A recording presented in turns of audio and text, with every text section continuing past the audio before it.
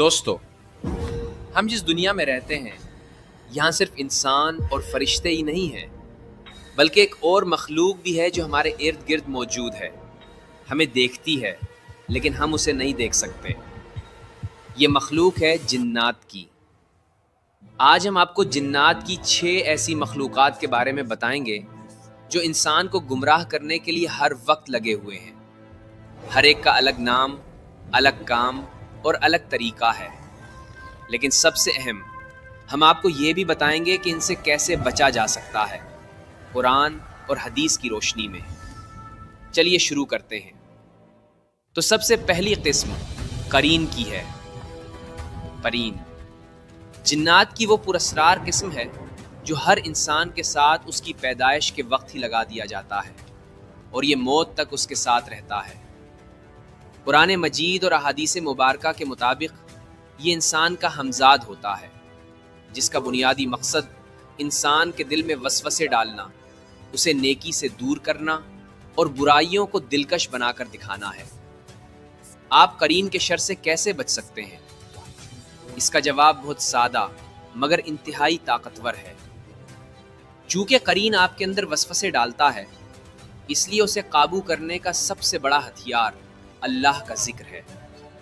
صبح و شام کے اذکار، خاص طور پر آیت الکرسی، اسے بالکل مفلوج کر دیتی ہے۔ جب انسان باوضو رہتا ہے اور کثرت سے استغفار کرتا ہے تو یہ جتنا بھی طاقتور ہو آپ کے ارادوں کے سامنے گھٹنے ٹیک دیتا ہے۔ تو دوستو، ہماری اس لسٹ میں دوسرے نمبر پر وہ جنات ہیں جنہیں عامر کہا جاتا ہے۔ یہ نام عربی لفظ سے نکلا ہے جس کا مطلب ہے آباد کرنے والا یا آباد رہنے والا۔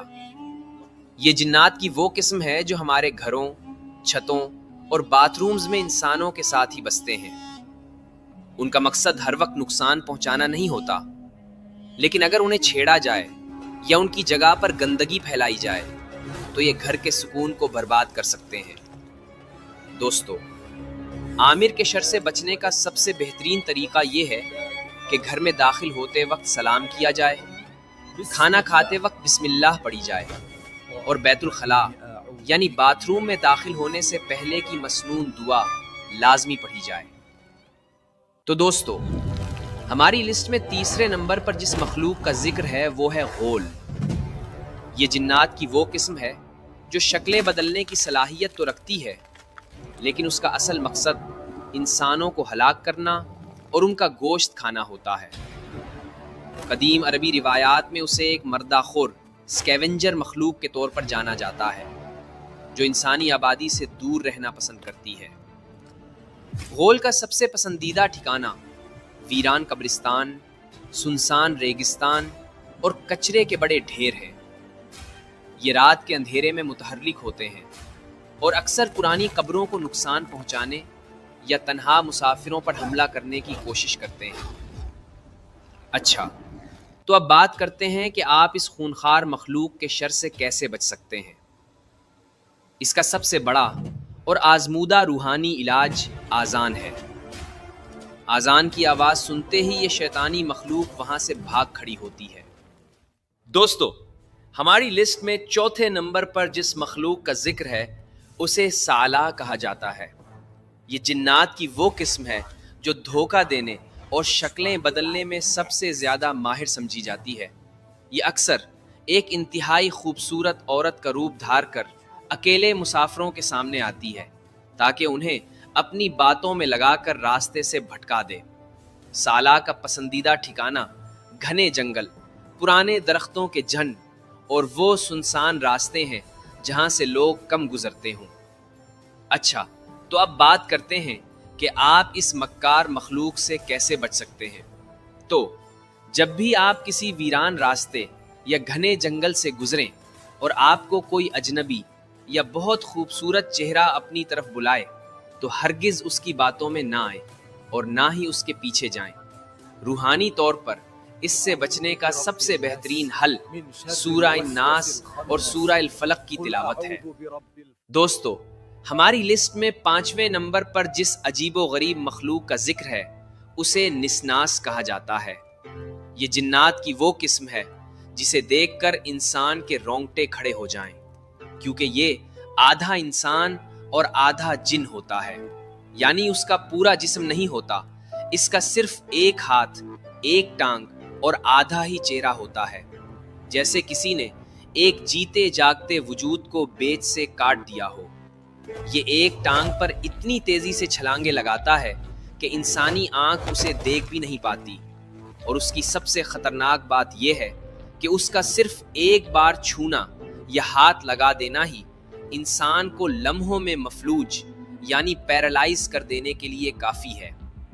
निस्नास ज्यादातर समंदर के दूर दराज जजीरों, घने जंगलों और रेगिस्तान के हिस्सों में पाया जाता है।